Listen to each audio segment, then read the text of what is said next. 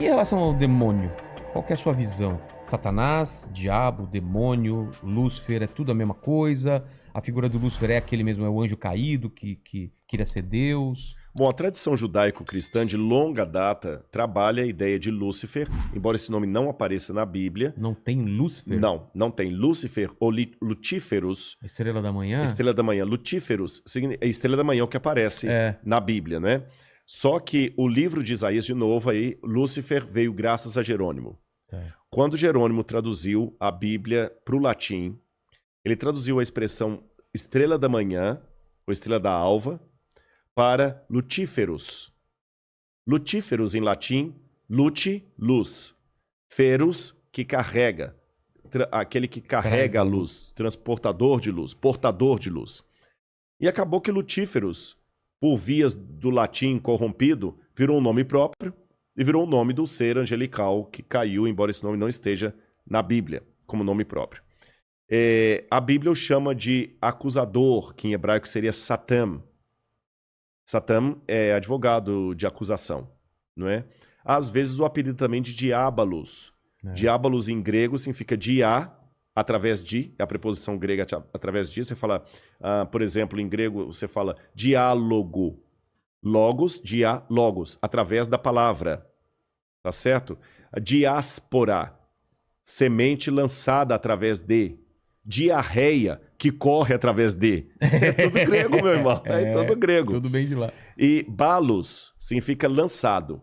Tanto é que balística, bala de revólver, balaústre, né? Balos é lançado em grego. Diabalos, aquele que foi lançado através de, para fazer uma referência a quando ele caiu do céu.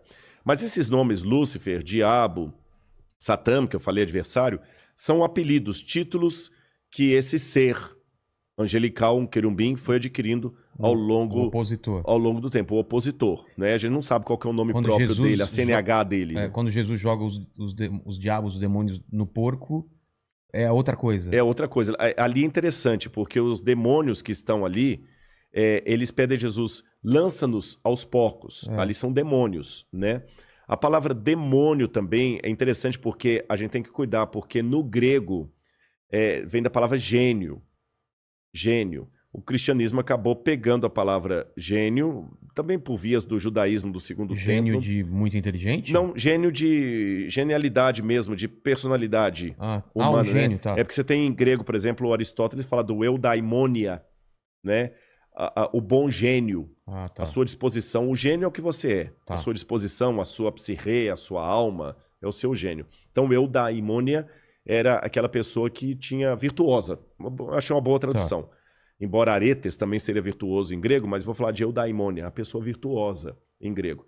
Só que daimonion significa aquele gênio que pode ser bom ou ruim. Mas você sabe, as palavras sofrem semântica. E daimônio acabou sendo incorporado pelo cristianismo primitivo, por vias do Novo Testamento grego e depois do latim, como sendo uma marca, um título para os anjos que seguem Satanás na rebelião dele. Mas como eu falei, a gente não tem a CNH do inimigo de Deus. E ele fala que legião, né? Legião. Mas ali tem uma coisa interessante, o porquê de legião. Quando Marcos cita aquilo ali, Marcos é muito irônico. Papias foi um escritor cristão do segundo século, ele dizia que Marcos escrevia orientado por Pedro. E Pedro era um camarada bem-humorado. Pedro era aquele tiozão do churrasco. Né? Pedro era um Bolsonaro. A vida sem entrar pra política. Aí, né? tá ok? Exatamente. Meu, não vai fazer não, né? Pô? Tá ligado. É demônio, né? Tá ligado aí nos porcos aí, né? Não vai me atrapalhar, pô. Trabalhar meu governo aqui, pô. Tô querendo falar direitinho aqui, você vem falar. Não dá, pô. Acho que eu nunca... Quando você ia imaginar que o Rodrigo imitava o Bolsonaro, hein? Nossa, mãe, viu? Aliás, não sei, lógico que não sei se ele vai ver isso, mas um grande beijo para toda a família dele lá. A esposa dele muito querida, já falei com ela por telefone, já orei. A filha dele chama-se Laura também, que é o nome da minha esposa. Tá lá, tem meu livro lá, tava lendo e tudo. Então, pessoas do bem. Mas, isto posto, eu sei que alguns o acham um ótimo presidente, outros ridicularizam, não estou aqui falando da política, eu só dei esse exemplo aqui. O Pedro, ele tinha aquela personalidade do Bolsonaro. Ele falava primeiro para depois ele pensar no que fez, e era um camarada muito... alegre, aquele tiozão do churrasco ali, esse era o Pedro. Sim. E essa imagem de Pedro passa pelo Evangelho de Marcos, que segundo Papias escreveu sobre Pedro. E ele é muito irônico. E como eu falei... parte do Legião aí? Exatamente. Porque está em Marcos. Todos os evangelistas, com exceção de João, contam essa história. Mas olha que interessante. Quando os outros evangelhos, Lucas e Mateus, contam esse episódio, eles contam o seguinte, que Jesus chegou em Gadara, aí chegou um menino endemoniado, tá certo? E Jesus expulsou o demônio falou assim, manda-nos aos porcos. Aí Jesus falou, pode ir para os porcos caem no mar, morrem, o povo da cidade fica desesperado, porque teve prejuízo com os porcos, manda Jesus embora dali. Ele querendo fazer o bem e ainda... Fazer o bem vai embora. Quer dizer, o porco é mais valioso do que o menino. Pô, o cara curou o filho ali deles e tudo e tal. Não, a gente prefere o cara endemoniado, não vão perder nosso dinheiro, não. Só que Marcos conta a mesma história de uma maneira mais irônica. Você sabe que eu tenho uma maneira irônica, às vezes, de contar uma história. Eu posso falar, por exemplo, assim... uma vez uma mulher veio pedir ao pastor para orientar a filha dela. Mas o pastor falou, por que eu vou fazer isso? Se todo domingo, depois do culto, vocês comem pastora milanesa no almoço. Ele está apenas falando de maneira irônica o fato de que acabou o sermão, que a família fica detonando com o pastor no almoço e no jantar, e o filho vai crescendo sem respeito pelo pastor. Entendi. Só que ele falou isso de uma maneira irônica. Exatamente. Vocês comem pastora milanesa no almoço e quer que eu vá lá resolver. Ele vai me ver como alguém a ser detonado no almoço. Foi isso que Marcos fez junto com Pedro. Na versão deles, Jesus fala o seguinte. Ele fala assim, ó Jesus, por que viestes nos expulsar do país? Os outros falam, por que você veio nos atormentar antes do tempo? Aqui eles falam, por que você veio? Não nos mandes para fora do país. Pastava ali, pelas montanhas, uma manada de porcos. Porco não pasta. Quem pasta é a ovelha, vaca. Porco não pasta. E porco não é criado em montanha. Porco é criado em vale. Quem ficava em montanhas eram soldados romanos. E quando Jesus pergunta assim, qual é o teu nome? Ele fala legião, que era o nome das milícias romanas. Exatamente. Aí ele fala, pode ir para os porcos. Quem ficava vigiando as colinas eram soldados romanos. O que Marcos quis dizer? Marcos não está dizendo com isso que a história é fictícia, que não aconteceu. Ele apenas pegou uma história que aconteceu, como eu dei o exemplo, e contou de maneira irônica. O que ele quis mostrar? Veja bem, o povo judeu queria que o Messias viesse para livrá-los dos romanos. Os romanos são os demônios de Israel. Jesus, o Messias, tem poder para livrar vocês dos romanos. E por que ele não fez isso? Porque vocês, à semelhança dos gadarenos, estão mais preocupados com os porcos que vocês vão perder do que com a liberdade que o Messias vai trazer. Exatamente. Você entendeu? Por isso que tem aquela ironia ali. A verdade, a história aconteceu, mas Jesus contou de uma maneira irônica. E eu vou te falar, sinceramente, eu já tive situações em que eu estive em cena de possessão demoníaca de alguém e é muito diferente de uma esquizofrenia, de um problema de bipolaridade, de uma depressão. É como a gente vê em filme, muda a voz, tem uma força sobre-humana. Exatamente. A gente não deve esquecer, o diabo, ele não é monótono. Então, só antes de voltar a isso, voltando a Lúcifer. Lúcifer, então, como opositor a Deus, realmente está aqui para agir contra a vontade de Deus. Exatamente. Isso é fato. É fato. Eu posso falar isso até de uma forma bélica. Bélica. Nesse exato momento está havendo um grande conflito entre o bem e o mal, e os dois lados querem você. Cara, eu não vou dormir hoje. É verdade. Mas sempre? Sempre. Não há trégua. A cada ação. A cada ação. E não há trégua, e colocar-se em neutralidade já escolheu o lado do mal. Ah, é? Você não escolheu um lado, você já escolheu. Já escolheu. Caramba. Você não escolheu um lado, você já escolheu. Você tá entendendo? Você tá lá na guerra. A família que tá ali é judia. Hitler tá vindo para matar todo mundo. Só de você falar, não tem nada a ver com isso... Eu não conheço ninguém aqui. Você já assumiu a posição do algoz. A vizinha tá lá apanhando do marido. Entendi. Lei Maria da Penha. Você não denuncia, você já assumiu o papel do lado do cara agressor. Você é tão agressor quanto ele, porque você é omisso. E na guerra do grande conflito é esse. Está tendo um grande conflito do bem contra o mal. As pessoas ignoram, fingem que não está acontecendo, mas está. Nesse exato momento, há uma guerra do bem contra o mal. Uma batalha. Agora, quer ver que bonitinho? Mas aí você estava falando da possessão que você... Das possessões que você... isso é só a ponta do iceberg, é o que aparece. É o que aparece, porque como eu falei, o diabo não é monótono. Esquece aquele negócio de O Exorcista do filme lá, que vira o... Ah, não é? Nem sempre. Às vezes aquilo ali ele faz até de brincadeira. Vamos colocar aqui. Como o diabo ele trabalha em várias frentes, ele não dá tiro de revólver, ele dá tiro de metralhadora. Alguns pegam. Então, por exemplo, quer ver uma forma do diabo enganar as pessoas? Um falso exorcismo. Por exemplo, se eu sou um camarada que aprendo, eu sei que há ilusionistas sérios. E há hipnólogos sérios que aprendem a arte da hipnose. Eu nunca aceitaria me submeter à hipnose. Eu não concordo com essa linha de tratamento. Mas em que pese a minha discordância da terapêutica hipnótica, eu admito que há os hipnólogos sérios. Que têm diploma de hipnologia. Você entendeu? E tem os caras que fazem pra câmera uma coisa falsa. E tem aquele picareta que ele aprende a mesma técnica do sério. Ele vai lá num altar com um óleo consagrado em Jerusalém, um óleo que ele trouxe do Monte Calvário. Aí põe na testa da pessoa, joga alguns efeitos de hipnose. Sugestão. De autossugestão, a pessoa cai ali, fica dura.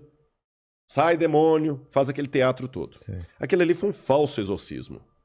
Mas foi satânico.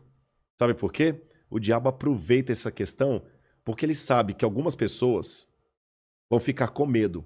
Outras vão pegar aquilo ali para desdenhar tudo que é de Deus. Ele vai pegar tudo e colocar num balaio só. Então, se você falar, hoje eu vou entrevistar um cara que é crente, é mais um.